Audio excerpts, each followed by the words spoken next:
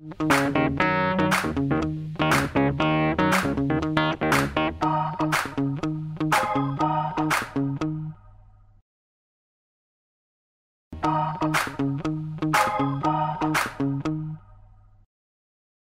on a fait ces organismes uniques?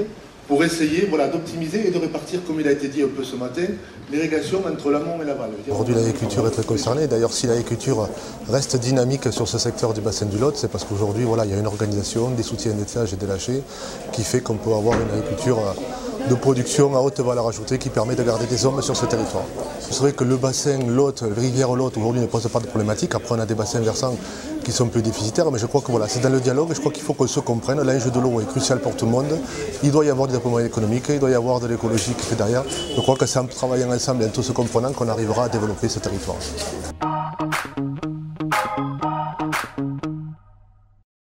Parmi ces nouveaux champs d'activité, peut-être qui feront la croissance de demain, il y a la production d'énergie décentralisée à partir donc soit des fluides agricoles en ce qui concerne la méthanisation, soit la filière hydrogène qui pourrait constituer, comme le disait Jean Camby ce matin, un vecteur de stockage de l'électricité, puisqu'on aura besoin, en développant des énergies renouvelables dans la production des variables, de pouvoir stocker. Les énergies renouvelables, c'est aussi le stockage. Tout à fait. Donc en complément des outils dont on dispose déjà aujourd'hui. Mais l'hydrogène, il faut le maîtriser. C'est encore la difficulté que nous avons aujourd'hui. Tout à fait.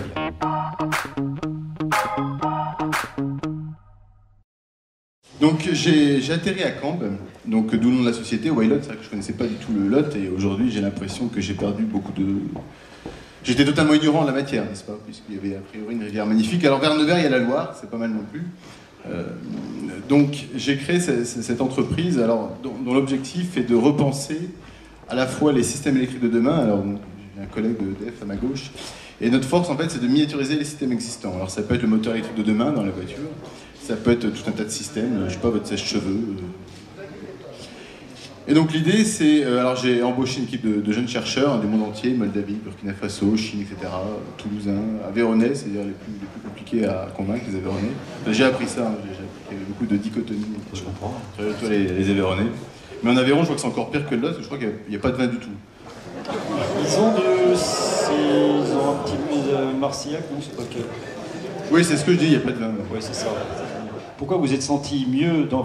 Allons-y, Wylot, c'est parfait. Pourquoi vous êtes senti mieux dans le Lot et que vous avez posé votre entreprise, votre savoir-faire ici dans le Lot? Je ne vais pas dire par rapport à d'autres départements, mais voilà, pourquoi vous êtes senti bien ici dans cette terre? Il y a un climat économique favorable à une activité comme la mienne. Et finalement, dans le Lot, alors porté, il est vrai, par l'aéronautique, j'ai trouvé un climat économique plutôt favorable pour développer une activité différenciante sur le marché. Donc on est au cœur de la Mechanic Valley, donc j'avais tout un tas de sous-traitants qui sont à même de réaliser nos projets. Donc voilà, il y a eu ce climat, le climat est plutôt bon, j'ai eu 2 enfants entre-temps. Donc ça a marché. Donc ça a marché, c'est le président Martin Malaby qui m'avait dit que s'il y a eu 2 enfants, c'est que le climat était plutôt bon. C'est ça, hein, c'est voilà. un signe.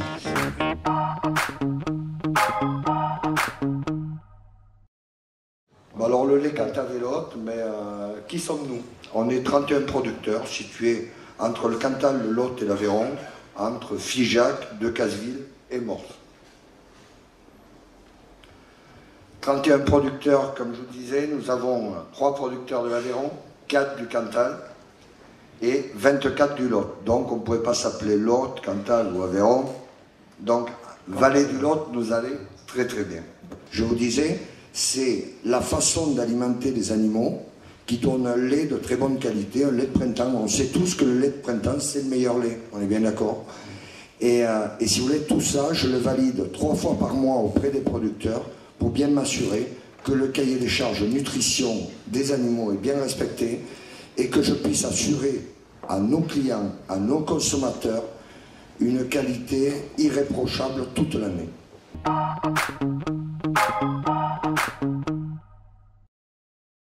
Au début des années 2000, la direction de la société a quand même décidé, et c'était là l'origine du projet de Vivier, notre PDG à l'époque qui nous a dit « Je ne laisserai pas à mes enfants ce que j'ai trouvé en arrivant ».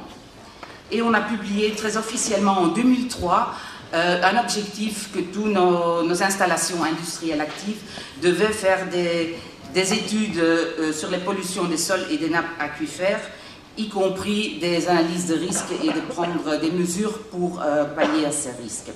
Encore quelques chiffres et quelques graphiques pour vous montrer comment la concentration en cadmium dans les cours d'eau ont diminué.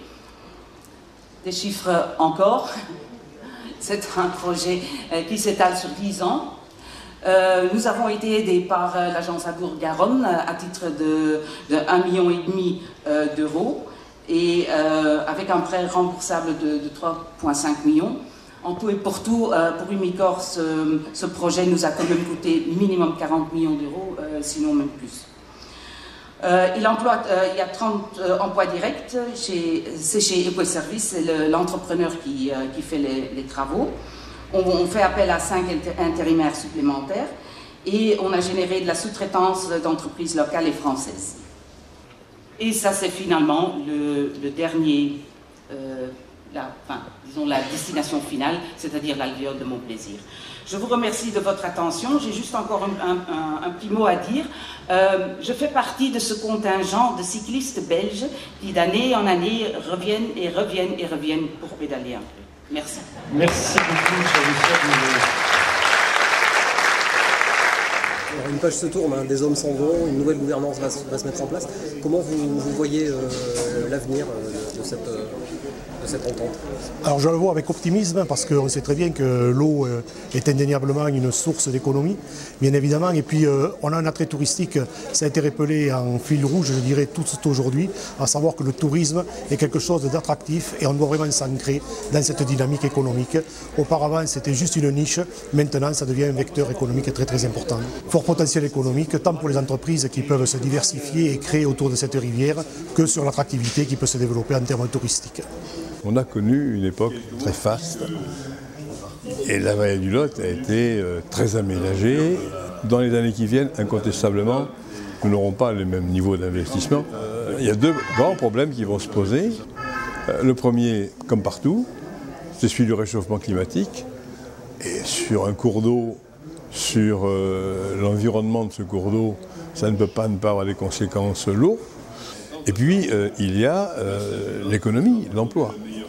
Et ce qui a été créé, ce qui a été investi, doit être mieux utilisé, plus fortement en matière touristique. On sait que la France va continuer à accueillir un très grand nombre de touristes. Nous sommes la première destination au monde sur le plan touristique, mais cela va continuer parce qu'il y a des pays émergents qui viennent au tourisme maintenant. Il faut capter ces nouvelles clientèles. Et pour les capter, il faut savoir organiser la promotion, le démarchage à l'échelle qui est désormais l'échelle du monde du tourisme. Donc je souhaite, moi, et c'est ce que j'ai voulu dire, qu'à travers les 3 régions nouvelles, la nouvelle entente négocie une organisation de la promotion touristique de la vallée du Lot à une autre échelle. L'échelle, c'est la télévision. L'échelle, ce sont les radios. L'échelle, ce sont les grandes revues internationales. Ça ne peut être... on ne peut y avoir accès, la conquête de ces grands médias, que si on est fort soi-même, puissant.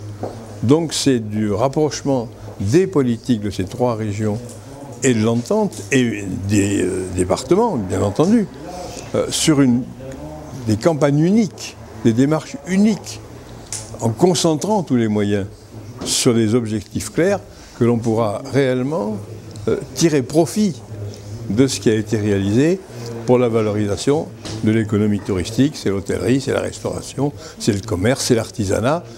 On a un formidable outil aujourd'hui. Il a été préservé sur le plan environnemental. Les masses d'eau sont dans un état qui est très satisfaisant puisqu'elles sont aujourd'hui sur la vallée du Lot. L'objectif que nous devons atteindre dans 10 ans, bon, il faut continuer bien entendu, mais il faut avoir ce double souci de l'évolution des quantités d'eau disponibles et de l'usage de l'eau et de l'usage que l'on peut faire sur le plan touristique de ce qui a été réalisé au cours des 40 ans qui viennent de passer.